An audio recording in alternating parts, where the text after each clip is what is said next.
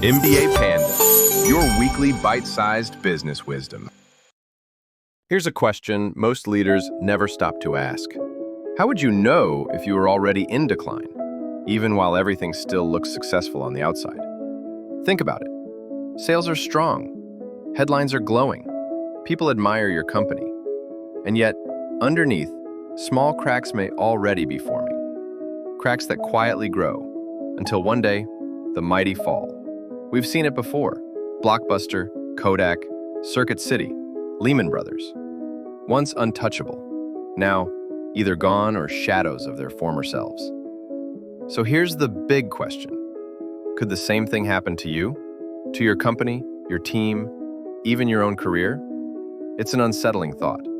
But here's the good news. Decline isn't destiny. You can spot it, stop it, and even reverse it. That's what Jim Collins discovered in his research for How the Mighty Fall.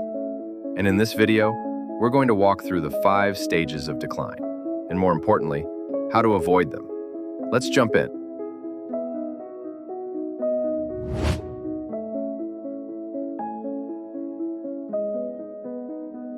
Decline almost never starts with a crash. It's sneaky. It creeps in while everything still looks fine on the surface. Collins compares it to an illness. Imagine someone looking perfectly healthy, running, smiling, full of energy. But inside, something dangerous is already growing. That's exactly what happened to Bank of America in the 1970s. On the outside, it was the world's biggest bank, admired by everyone.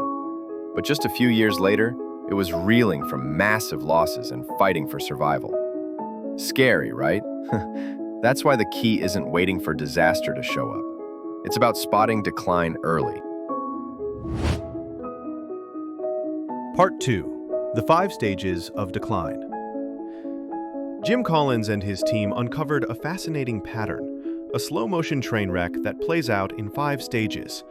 What's crazy is, most companies don't even realize they're declining until it's too late. As you hear these, ask yourself, do you recognize these patterns in companies you know, or maybe even in your own workplace? Stage 1. Hubris, born of success. This is where it all begins. Success feels amazing. The market loves you. Customers can't get enough, and competitors are scrambling to copy you. But here's the danger. Success breeds arrogance. Leaders start thinking they're untouchable. They stop asking, why were we successful in the first place? What could bring us down? Take Motorola. In the 90s, they were the kings of cell phones. If you had a Motorola Star TAC flip phone, you were the coolest person in the room. But then, digital technology arrived. And instead of adapting, Motorola laughed it off. 43 million analog customers can't be wrong. Well, turns out they could. Within just a few years, Nokia and then Apple ate their lunch. Motorola went from market leader to market irrelevant. Lesson? The moment you think you've made it, you've already started slipping. Humility isn't weakness, it's survival. Stage 2. The undisciplined pursuit of more. Stage 2 looks exciting from the outside. A company is growing, expanding, launching new projects. But inside, it's overreach, chasing opportunities they can't actually be great at. Circuit City is the perfect example. They were once incredible. Great stores, strong brand, loyal customers. But instead of perfecting their retail experience, they started spreading themselves thin. They launched CarMax, yes, a used car business. They bet on DivX DVDs, a technology flop. And all the while, they neglected their core electronics stores. Meanwhile, their rival Best Buy stayed laser-focused. They doubled down on their stores, trained employees, made shopping easier and more fun. Who do you think survived? Lesson? Growth is not the same as progress. If you chase everything, you end up mastering nothing. Stage 3. Denial of risk and peril.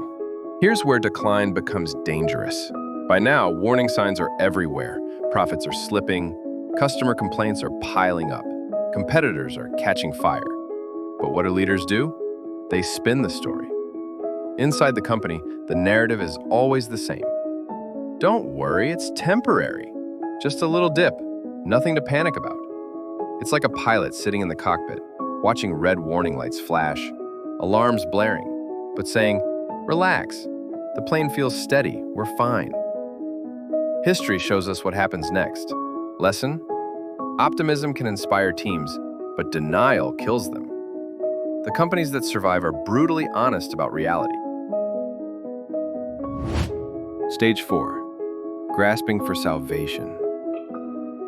Stage 4 is where panic finally sets in. Leaders admit, okay, things are bad, but instead of fixing the fundamentals, they gamble on miracle solutions. A flashy new CEO who promises to turn it all around. A massive acquisition that's supposed to transform the company overnight. Or a shiny new product, the Hail Mary that will supposedly save everything. Sometimes it works, but only briefly. It's like putting a Band-Aid on a deep wound. Without fixing the core business, the decline continues.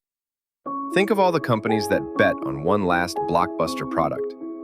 And when it flopped, so did they. Lesson: miracles are overrated. Boring, consistent discipline is what saves companies. Stage 5. Capitulation to irrelevance or death. And then comes the final stage. This is where the company runs out of money, out of morale, and out of time.